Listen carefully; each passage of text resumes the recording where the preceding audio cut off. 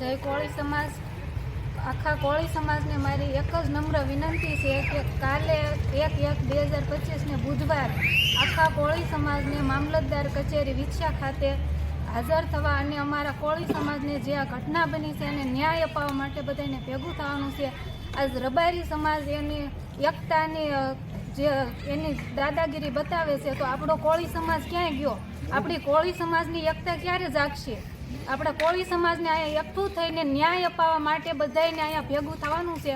તો કાલ સવારે 1/1/2025 બુધવારે બધાને આખા કોળી સમાજને અહીંયા ઘનશ્યામભાઈ જેનું મર્ડર થયું છે એમને ન્યાય અપાવવા માટે બધા ભેગા થાય એવી મારી નમ્ર વિનંતી છે.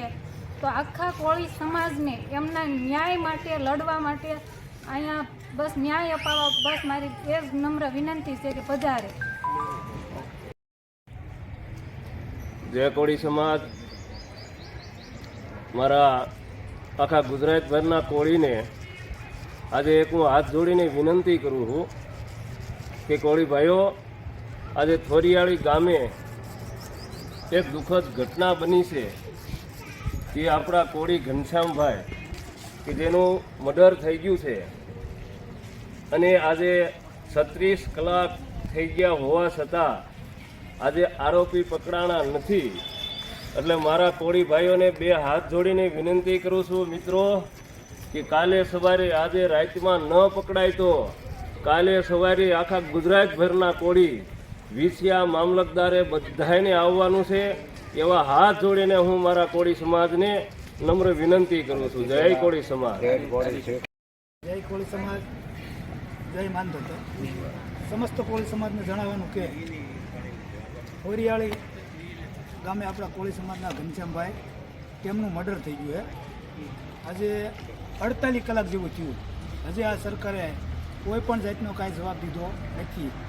કાલે રાતના ટાઈડના નાના નાના બાળકોને બધા બેઠા છે, હજી કોઈ ન્યાય આપ્યો નથી.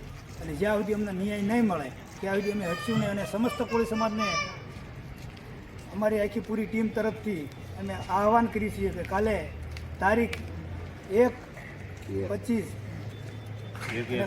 કાલે 1 તારીખ છે અને કાલે 10 વાગ્યે બધાને આહવાન કરીએ છીએ કે તમે મામલતદાર કચેરીએ 10 વાગ્યે પધારી જાઓ. કારણ કે ન્યાય નહીં મળે કોળી સમાજને. આ રીતે રીબાતોરી છે અને 2 મહિને 3 મહિને આવા દાખલા બનતા રહેશે. જો તમે જાગશો નહીં તો આ ઘટના શરૂ રહેશે.